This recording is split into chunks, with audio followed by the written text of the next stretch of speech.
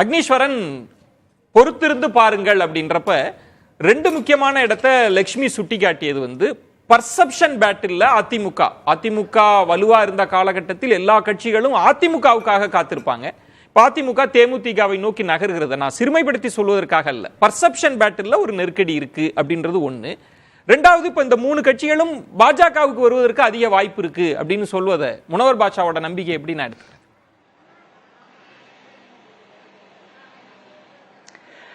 Sir, அதாவது சகோதரி லக்ஷ்மி சுப்பிரமணியம் அவங்க பேசும்போது முதல்ல அதிமுகவை பாரதிய ஜனதாவோட தமிழ்நாட்டை பொறுத்தளவில் ஒப்பிடுவதே தவறு சார். ஒன்று. ரெண்டாவது, முனைவர் பாட்ஷா சார் சொல்றாங்க கூட்டணி கட்சிகளுக்கெல்லாம் ராஜ்யசபா சீட்டு தருவீங்களா அப்படின்னு கேட்கிறாரு. நான் இதுல ரெண்டு கேள்விய மரியாதைக்குரிய காங்கிரஸ் பேர் இயக்கத்தினுடைய முனைவர் பாட்ஷா அவர்களுக்கு வைக்கிறேன். என்ன சார், இப்ப இல்ல சார், தமிழ் மாநில காங்கிரஸ் சார், மம்தா பானர்ஜி அம்மா கூட காங்கிரஸ் பேர் இயக்கத்திலிருந்து வந்தவங்க தான். சரி, இவங்களும் தமாகவும் காங்கிரஸ் பேர் இயக்கத்திலிருந்து வந்தவங்க தான். எப்படி திமுக அதிமுக ஒரு தாய் பிள்ளைகள் தான். இன்னைக்கு வேணும்னா மாற்றுக்கு வேற பேர் இருக்கலாம். இப்ப நான் கதைக்கு வந்துடுறேன். இப்ப என்னன்னு கேட்டீங்கன்னா, ஏற்கனவே தமாகவுக்கு ஒரு சீட்டு கொடுத்தவங்களே இன்னைக்கு பாஜக கிட்ட போயிட்டாங்க. இப்போ நான் ஒரு கருத்தை இந்த தலைமுறை வாயிலாக மக்களிடம் ஒரு சாமானியனா பதிவு செய்யறேன். பாரதிய ஜனதா கட்சி தமிழ்நாட்டை பொறுத்தளவில் ஏன் பிற மாநிலங்களிலும் கூட கூட்டணி கட்சிகளுக்கு ஒரு ராஜ்யசபா நியமனங்கள் அவை உறுப்பினர் எங்க கொடுத்திருக்குதா? கூட்டணி கட்சிகளுக்கு. அப்போ அதிமுகவிடமிருந்து பெற்றுக்கொண்டு அதை நாம் அந்த வழிப்பிள்ளையாருக்கு போகும்போது தேங்காய் எடுத்து உடைச்சது மாதிரி நான் இன்றைக்கு அவர்களை ஆதரிக்கிறேன் அப்படின்னு சொன்னா இது அரசியலில் ஒரு புரிதலை நாம் ஒரு பாடத்தை கற்றுக் கொடுத்திருக்கிறார்கள். அதனாலதான் இன்னைக்கு அதிமுக தலைமை என்ன முடிவு எடுத்திருக்கணும், அப்ப போதும்பா நாங்க இனிமேலுக்கு யாருக்கு ராஜ்யசபா சீட்டு தரமாட்டோம் அப்படின்னு சொல்லிருக்காங்க. இன்னொரு விஷயம், சொல்ற மாதிரி அப்போ எந்த அடிப்படை எதுக்காக அதிமுகவோட அவங்க வருவாங்க?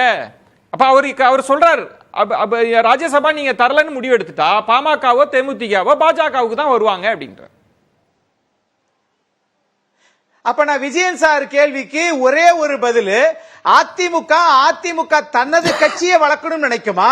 பிற கட்சிகளுக்கு இந்த வாங்க, இந்த புடிங்க, இந்த வாங்க, நீங்க வாங்க, இந்த வாங்க, பாஜக கூட்டணி வாங்க, நீங்க வளர்ந்துக்கங்க, நாங்க ஒண்ணுமுலா போறோம்.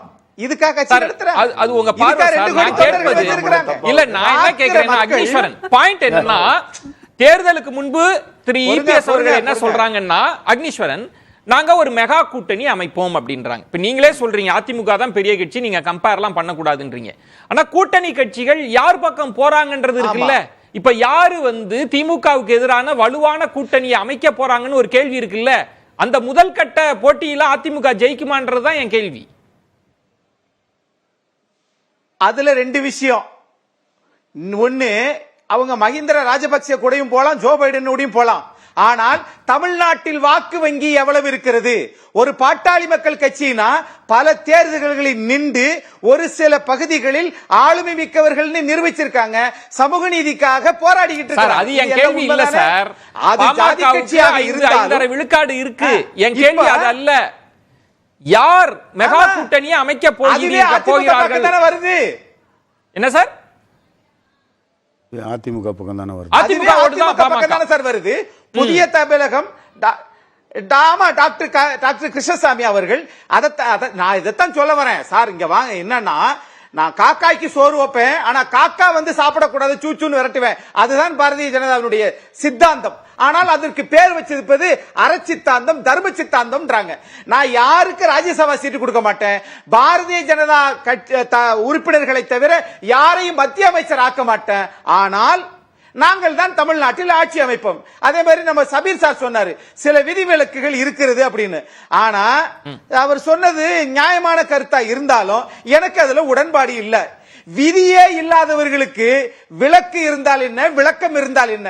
அதே மாதிரி தான் உங்களுக்கு தமிழ்நாட்டில் வாக்கு வங்கியே இல்லாதவர்களோடு 10 கட்சி சேர்ந்தா என்ன 20 கட்சி சேர்ந்தா என்ன ஆகவே ஒரு பாயிண்ட்ல நில்லுங்க சார். என் கேள்வி வந்து ஒரு பாயிண்ட்ல நிக்கணும். என்னுடைய கேள்வி நீங்க மெகா கூட்டணியை அமைக்க போறீங்களா? அதுக்கான வாய்ப்பு இல்லன்றார் முனவர் பாட்ஷா. உங்களுக்கு தேமுதிக வரலாறு தெரியுமான்னு கேக்குறாரு. கடைசி நேரத்துல எங்களோட தான் வருவாங்க. பாமகவே இன்னும் வந்து உங்களுக்கு வெளிப்படையா கமிட் பண்ணலையே பாமக. நம்மளுடைய அண்ணன் முனவர் பாட்ஷா சார் வந்து இப்ப வந்து பாஜக கூட்டத்தில் இருக்கிறாங்க சார். அது விட்டுருங்க சார். ஆனா மாநில கட்சி வரும்போது 2026 நம்ம திரு எடப்பாடி பழனிசாமி பக்கம் வந்துருவாங்க சார். அது வேற சார். இது அரசியலில் விஜய் அளவுக்கு யோசிச்சுட்டு இருக்காங்க பாமக. நீங்க என்ன அதிமுக யோசிக்கிறீங்க? அவங்க விஜய் யோசிக்க ஆரம்பிச்சிட்டாங்க சார். நடிகர் விஜய் வர போறாரு, அப்புறம் நடிகர் அஜித் வர போறாரு, அதுக்கப்புறம் நடிகர் விஷால் வந்து நான் வரேன்ட்டு வேணான்ட்டாரு சார்.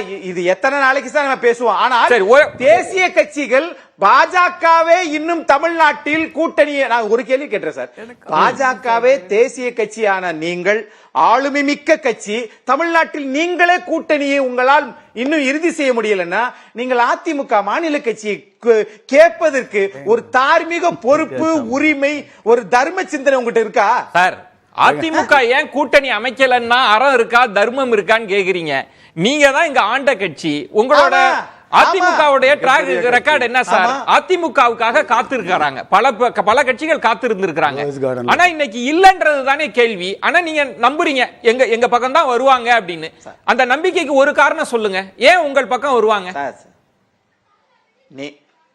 நீங்க ஏன் உங்க பக்கம் வருவாங்க அப்படின்னு சொன்னா, எந்த கட்சிக்கு 25% மேல ஒரு கட்சி தமிழ்நாட்டில் சொல்றேன், எந்த கட்சிக்கு 25% மேல இருக்கோ அந்த கட்சிக்கு தான் சார் கூட்டணி வைக்க போனா தான் சார் நம்ம வந்து அக்கறைக்கு போய் சேர முடியும். அதனால 1/4%, 1/2%, 3/4% இது எல்லாத்தையும் சேர்த்து பார்த்தீங்கன்னா 5.5% வந்து நிக்கும். அதனால் என்ன பயன்?